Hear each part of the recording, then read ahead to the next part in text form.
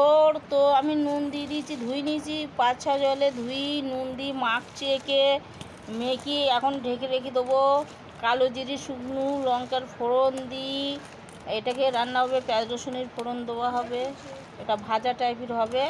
তো এই ভিডিও রান্নার আপনারা দেখতে পাবেন। তো আমি একে নুন লাগিয়ে আর চাপা দিয়ে ঢেকে রেখে দেবো ভালো করে। আমি হাই বন্ধুরা, দেখুন এতে নুন লাগিয়ে রেখেছিলাম, তো এখন চেপি এই যে রস বের করে দিচ্ছে, এতটা জল বেরিয়ে গেছে। দেখুন আপনারা দেখতেই পাচ্ছেন, এটা থোড় নুন লাগিয়েছিলাম কাটার পরে, আর চেপি এই যে জল বের করে নিচ্ছি আমরা।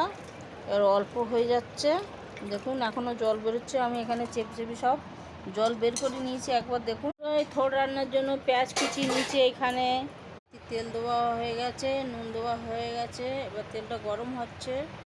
তেল গরম হয়ে গেছে, এটা ফোড়ন দিয়ে দিয়েছি। রসুন এইখানে নিয়ে নিয়েছি গোটা 2 পিস।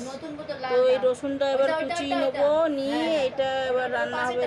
লঙ্কা নিয়ে নিয়েছি এইখানে, পেঁয়াজ রসুন দেওয়া হয়ে গেছে বন্ধুরা। তো আমি খুব ভালো করে ভেজে নেবো।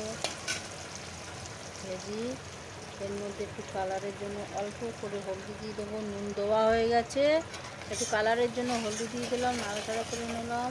এর মধ্যে বন্ধুরা আলু দিয়ে দিয়েছি, আলুটা একটু ভাজা করে নেবো। পেঁয়াজ রসুন লাল হয়ে গেছে, তো আলু দিয়ে দিয়েছি। একটা তেজপাতা দিয়েছি, শুকনো লঙ্কা দুটো দিয়েছি, 5 ফোড়ন, জিরির ফোড়ন দিয়েছি, পেঁয়াজ রসুনের ফোড়ন দিয়েছি, লাল করে ভেজে নিয়েছি বন্ধুরা। কলা গাছের থোড়গুলো আলুতে দিয়ে দিলাম, আলু ভাজার মধ্যে দিয়ে নাড়াচাড়া করে নেবো একটু ভালো করে। এর মধ্যে বন্ধুরা একটু হলদি দিয়ে দিচ্ছি, এই যে হলদি দিয়ে দিলাম কালারের জন্য। পেঁয়াজ আর একটু দিয়ে দিলাম, ওপর দিয়ে নাড়াচাড়া করে নেবো বেশ ভালো করে ভাজবো। কাশ্মীরি গুঁড়ো লঙ্কা অল্প দিয়ে দিলাম, কাশ্মীরি গুঁড়ো লঙ্কা দিলাম বন্ধুরা, একটু নাড়াচাড়া করে নেবো দিয়ে।